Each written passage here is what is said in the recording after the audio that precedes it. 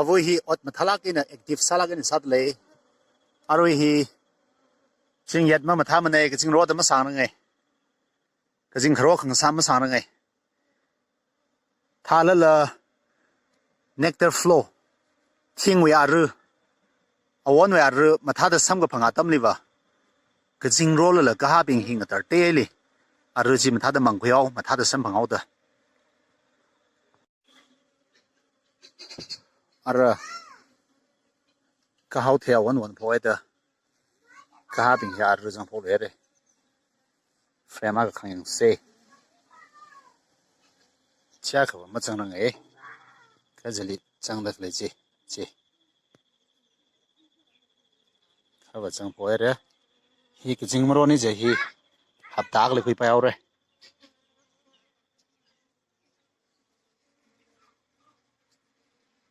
ida da frame avu en ko chol ga extract the lik san ga khning gis ni jam thala kai nei ga hi da sam sang aura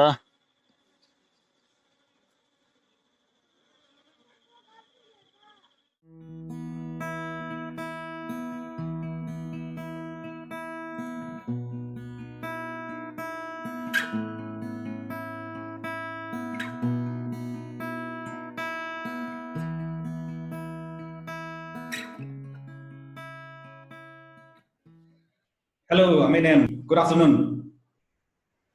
Good afternoon, Agdom ya. Ring pan ai jo ni sinai na na aje ida da misumli ganga sak mi wang. Dai lage na no we beekeeping. We like to know how it all started. Ning share tau ya kala ngahong hiwe na la lui da ina salam tu mi dele ila ayar song bam sai North India li missionary salaga. Yes. Laga 2014 li ngahong hili bam laga isau si missionary side da iram song pai sang jang vai kan jagda sa se lam sa pai thu chena ibre wini na sia sai chena ini wini li ta da sat khami nganui laga iwa they namely pam da le kai na iwa khui hi pha thai plung de Okay. ka ha ga ji ka la khui ji da pai thu ai ga ida dang san ning le pha khui sab ji la Okay. chena ji ning li ra jang jen na isa wa ga dwa kha ka ha ga yi thai mi a khali kharjan sa ga ji ba an ili phone ni na got sami wo anem hi da da khui lo khui ni da pha khui lo ji da sa la ga o gwa kha kai la ga podola khang lang na sam hangai no Okay. chen isa wo na first customer sa da na ba sa phangang lang da mi ga la Oh. chen ai la ga na ka ha original Yes. kala pure sa la ga na organic sa la ga ji ina chat ma mi la da sa phanga sam phang bai da ye ka na da le da ya song da hi o ko siam la ga thing kham da tha khale ji da siam phi man ga ji da da i ji ho phok te Okay. Ka singkung kya ka khai dara. 2014 li ne thaga jo hi 7 years chat phogere Okay. 7 years ili no we arena na kai da klei kya shi ka kai da klei sa do. iwa thrali suida mane Okay. 2014 when a hopo guy I mang sam lag mane Okay. kep male lag la ajuwa 50 above ne ka ha hi aru mang ming la hani mang ming la aru in a realize sabana wa aru iwa mystery hailaga ogwana shamdale Okay. daga order kharabing ji ogoji order le chena iwi ogo bing hila ka ha jang da khle full sa gai ji mate di yor sok dale Okay. chena forest thana wa ra laga athum ogo le laga ka ha ji ma duk sang rama da ibali ji ham laga ina duk sang mi laga ji ya man ngate da kuidale Okay. mang maning la ka ha we aru ngate da season li yo kuidale chena ngate dai da ji da size na around 50 wa le dale Okay. Ka oko aka ka ha ma jang la oko mang chang mi li oko aka li kya ka pi do aman kya ka jang dong ya ji aman ngate sheru wa Okay. mày xem phải cái hậu nhập mong ấy xem cái zaman cái bài nào ra cái ít mà net đi là yang cái là chính cũng hiểu cái ra cái với experience cái là số nào bình isi WhatsApp group là ngoài beekeeping chẳng okay yang xem là cái ina method kama thay nè cái là ít mà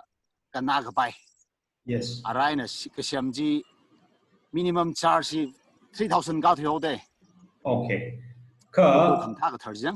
Oko mang mình là ara forest being we Oko zilina na pasang kami baji chibaji wa kya charge sa je okay chỉ là personal sala cái này thà là feel free to avoid my question na inava pok sa khali yeah Oko iwa division method da cái season đấy okay因为Oko里来的可以 season 外耶 queen 个 prazang 这呢 queen friday 这个是Oko 个 30year 生米个呢哦 okay 那个他的year 生米那个 pat 有来么子了因为心里合大肯尼个图嘛还服了 okay 那个乌金他那个时代的航机 form 赛的 transport 上班的这个是里就后面的这里停个站赛 Oko 个这里 okay 个iba Oko na la pasang mi ga yang hong li ba pa kui ga pasang mi ga jin na we nang year by jila fu bing hi avu hi method ngade de le in a sin de le by division method okay Oko ce li yang laga full sa kai Oko ce li yang laga season adam li drone ka ha avu ga jik ji yes worker beam le drone de jang ge jik jang yeah ji jung de jang pho ai le ji ga queen phra ge je le de observe sa de I thum da inspect sa le jang okay ji li yang laga inspect sa laga Oko ji so yang laga ka ha queen ji ba a hang we a don no ta ga dang ji li ang de de yes de de hak mai da ga sa de chi ne divide sa queen ne mara khale la ngong li pha ba khule ga sang mi mara khale la ta swam sa ga sok jang ta yang mo sok group ji ji da ta tu sang mi okay ka ari ji season or specific atam ngawag jiga na da inspect sa la ga kyang li ga thaida season ngwa da le okay a zon thang March li August da da kai so ge queen dra ga so ge okay Oko a khali queen thruk lag jang wai ye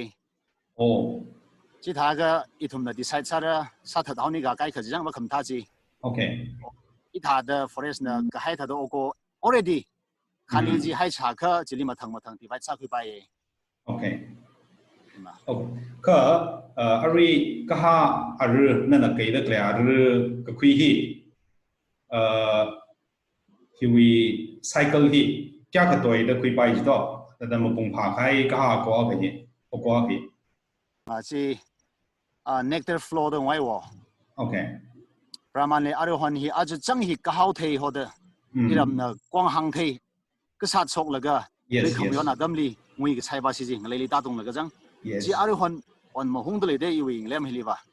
okay kili nectar flow hi wa dam li ba ka ha Oko ji avu full size a kha yeah hab da khali khui bai ji ne oh cha ga thak ta hab da ka ji ba wi dum hi a hang ai na sa khai la ga ma khui ai la yes frame jim thala ga na Oko ni khu sok la ga I thum wi honey extractor da ka hi da simple sala in khning hwai le okay ma chili ji sin nai ka a hang ma sa khai la ar mang khning so ai la ga chap cha da sang mi ai ka yes Oko a khali avu worker p hi 30,000 to 80,000 wa ga sa ne da hang ai okay chena chiwing zai li tang khai na ba aru ji a phung ji ne honey ji jang tang khai na ba kom ji siam ji ne okay chena I thum ba na awi kom ji a hang jim sa khai mi ka yeah avu ji a ka tong ga ji na aru ji phung phiao da phung ngai da thak mai da okay sa dang zon la ka thak mai da harvest sa bai okay awi nectar flow jila itungwi location hina la kajung da depend sa da klela thaga nana bam da klei kala itum kakayapam chong reira gi ka thawi ma akhana wa ngalai khluma bam li ka ha hi active sa mai okay chingyat khama tha ngalai khluma bam ka sa bam jele jang okay Brahmanli riha ka tha khra song ka hi ka ha hi active sa mai le de okay ngalai lu mai dang thor thak mai do sa thiau jang okay athum chi strong sa mai iwi ba hi wa western song khang nai hi tiau ga ma kui mai da a slow sa mai okay chena ogo ga hai la ching so song ga tha ka chung an ngai mi okay chimi kap khra ji thak da sam phang bai jang lum khwai okay ka chena cham sa dan na no we location a ka li na hang nga ta ga ge hi iwi spacing we problem le ma la colony ji hi colony a kha ji hi ka ha box hive ji hang phanga ga hai ji ko honi ji okay ta da ga no ya one colony a ka sa li chena iwi hi one colony in the jingra okay chena one colony here la 2 kilometers radius le hai bai ji okay Pramani Mount Sinai College iwi na 2 kilometers magana le bai thala la chili la 50 hai bai re okay iwi le hai bai re iden ho mai na dio sang mai le ga chili la 50 hai bai re okay da 2 kilometers ngatak la ga 50 hai bai ji ka cham sa da ari no we oko akha na hai da le no we colony li cham sa da oko akha we distance ba he ba okay minimum 6 feet da na hai thum ji okay ka marak kali ba nectar flow da le ka ha bing ji kala jing hang sa dam le atum sa si me yaw de okay yeah I wanted to come to that point cheka no we ara na shimli no we now rabing le jang national le namang ka or karna ka expert ka da chita kung fu jiba je he jaw ka itum na nganui le ga thei ba ka hi ba boilen sala ka hai da itum ji la kai akhang sa ji la not a very we consider not a very friendly thing yang chena iba hi na na hang kha ga ta ke le li national kaung gan fa or nathum kapam kapi pam shim chui khong nai ping li hi disturbances ka hi malai mla okay iwi context na wa iwa farmhouse li isimang ba mai da khong nai na wi issue malai thu okay chena iwi room sim nga jang li ina khani hai de okay chena ina isinau bi ni guideline khmi ba na wa ka oko manga jang jili avuna watsa da kle manga jang jili speed ina mayong makan lo okay sai sai makan ai ga khem tham ne athum la idum lem da ba mai da familiar sai da ang nam ga thai na kala idum movement athum na phata sabe ka okay speed ina yong kan ai ga athum hi dia wa idum na threaten sa ga ji okay ji athum marak li ka phrik mai ji ne che guideline me da nauli wa ki khama tham ne okay okay now the most important question here matai la ga na ara ayala oja Duisam Dr. Duisam Simra Tangku Scholars Association we convener la anaga biya kali reverse migration imramli mi kachung ga yarang la kachung ga umra dong hanung laga lui odun sa wai la maning nei masa ga thai la jung le sara hanung laga seriously od sa ga sa occupation jila expect sa wai maning nei iramli na we experience na kima mai ki katha da ngazan sang ngai le sar la ma iraya ji kdong am ba khim ne ka thala important sala ka hai topic la ge da ila diau kha haira bai na yang khui de okay ma ara yarang la chung kha kai kha ungjang pho hai de kai kha ungjang la de athomui skills athomui knowledge experience struggle sare kai khawa iram song are relate msamra relevant msamra otbam le samra iwi song ina hang logic kha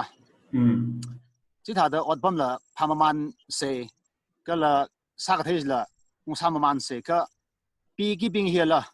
ila da ma khali city li bang masane metropolitan city li mission la sa kala da da training la sa jat jena ila hi tha da hanung la ga kaha hina option na sa da additional income ma sa da sa ne okay kaha hi ba full time la sa bai part time la sa bai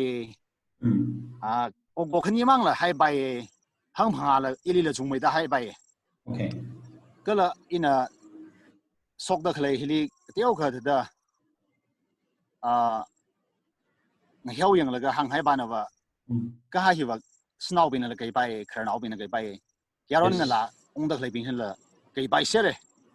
ka ji ba wa sidili otbam kham thabi na tlok bacha wa thing hangwi tu in da jang yes yes ara wa hili ung je na saving la kupaman haura yeah hili la ngalang da fund generate sa ji hi tlop samphang ji hi abong chung khai na adam jang da phagi dai je na i wi song ina wa ka ha hi wa value le how kala tang khur naw le si jin hi thik matai sang ha de i wi li wa ni kai rao da customer bing ji trust sau da ari la mi chung kha line ni bam da le na wi ka ha ru ji khui ge da jang je na hi tha adam hi li ta da ot la phama man la ga ka ha hi ram li le shere kala ung ra dak le bing hi iza khu le shere da sili farm ga thali kala sim ga thali o go na ga ji ung siam hui lo la ga da khani la akhala da hai ga akhala da ra jang de ga ha hi ba okay chena sakla gai financially la sakla gai adam hi li iza sim le da hai hui share ni ji ba hin le additional income sa da ka sakla gai adam li ruba sasini podala khali sasini na ru hi sakla gai adam li peng account li ma khangwa adam li ruba sasini tha da sang bang hi ba helpful sala ge yes yes chena iwi wang wa athang ga hang tha da season adam le nectar flow adam li wa iwi wa one time li bottle tra da phang la sam phang okay next hafta li le chi da bottle tra da phang da ga hafta khani li 30 bottles rai sam phang thai ga bottle la khali 700 ne thai ga bottle tra li 7000 yes aga hafta khani li 14000 sam phang ga pai yes abong le jingyat mathai nectar flow sai chi thai ga yu thai khuli wa sak la ga adam li thing phanga mang la thing mati mang la ka ha he na additional income supplement sa da sa khu pai de le ga i wa sang sangai ka la ka ji tha mi na wa ma sa thai ma ra chi thai ga i thum li la contact sa la i thum la pai ke na la yaw thi ba la ga ba khwing zu ra wa ru hon wala phone na got sa mi ro pai phone na hi da sa se hi da sa lo ji yeah je na i song na wa open ne interest le ga i li call sa mi pai ya i ji hang sei ji san de wa a jon thang da i thum na kui da ba kui shai ai la ga da thing at de gai kui a ru ji da ba shai kui la ga ji ho khai ga tha ka ha la ka ha honi bi mang ning la tiok mai ti na ka ki ho to mi za ru ji tha sa hoi ya ji ba jna la man sak mai mai de ji ba jna sak mai ya da这个他这个上他的了配这呢那能看他的一个他里 training 上面 or phone 呢啦 contact 上面那个他的可以这个他行可以了 I think that would help a lot 因为忘吧个哈人no米扎人no aman sa la ga ni忘吧 that's true 现在伊吧一当脑里了 phone number 米写了伊吧now 病里了 he 我呢咪 phone number ko 那同那个哈个堂配客yes 个人来力整配个人米扎亏个伊拉有生路的其他的有包 advance 的苗的这呢一当脑病吧没那个里 phone 菜我呢咪里个哈一些讲了堂来的 okay 那个拜个那个了发出的话那个因为啊空脑壳里个哈啊不就亏快张空个病这呢话亏那个 phone 个啥巴里了吧啥肯定他苗 oh that's amazing 那个脑包忘吧脑包忘吧阿林抛了啊那个堂行可米忙的呢把啥肯定身旁的累积因为忘了个拿好因为我过了了每天呢阿个班的吧一人唔个他呢吧个哈下瑞了每他呢瑞他大个是国菜个这都下老张因为希望那个for especially 呢把听个生命的对 yes 那个哈 value 来那个呢阿个班的吧 mix 在嘿啊总成了啊一同的推了他的国菜那个 open 上面那个都下老啊同嘛调是呢中国调的这呢阿早为是国菜那个사칸 바이가 사칸 밀리감 탈락이네 아빠 막래 하이 미오장 그래 심리 궁어 지문인 그 하팅 다지 삭 그다 그래가 질리면 탈락이네 그 땡질리 짭자데 상미엘 그 궁어 바이 질라 한번 삭락지네 제네 이바 지다的상방가 그지 바와 쿠쿠리 쿠이히레 셔레 공락이니장 예 한국의 속미지 히야가네 쿠쿠리 믹자히 홍리장 그 하히리 손네这呢，他们他的亏那个亏菜那个亏家那个心里我还听你讲，一同没办法，这个 income generate 出来。as nation ai cái trong cái inspire sai nó vì ở trong thằng Facebook li video la thei amul la thei da iram leili da initiative kui ithung wang sadak lei no wang tong mang maning la ka chili ecosystem li la chung ka khung jon whatsapp sau da what sau da chung ka inspire sai ring phanai last da na chili no t-shirt sang dak lei ji maram lei rao ko ya no ina ko sang sang ka yemang hans ne ji maram ji la thenga ko ki jiga no ga jiga mi ga jiga very striking. So I just wanted to know. Okay. In a print sana hi. Okay. Ko hati na nang sobom dak le ba jin na mathai samare. Na nang sobom dak le aran ji hui li order sa hui ni ina. Okay, okay. Hina acronym Y jang hina L YL jini. Okay. In a adolescence being li kung ji da game tha rung mi. Oh. Iwi game ba wat da fun. Yes, and learn yes. jang tada khangreo ka tha music ka tha sports ka tha na 3 days abama khali resort tada prayer mountain ni sa sa lage Okay. 3 days ring phala ga na thom ni reong sa ring phang sa lum law la thang khali 15 minutes mang message mi Okay. tada thought provoking life changing jang Yes. aga discussion khalai chida da thom ni ring phang sa la friendship sa la ring phala ga ji shuli la phagui pai ga hina thima ga sa da hira da young life for the jang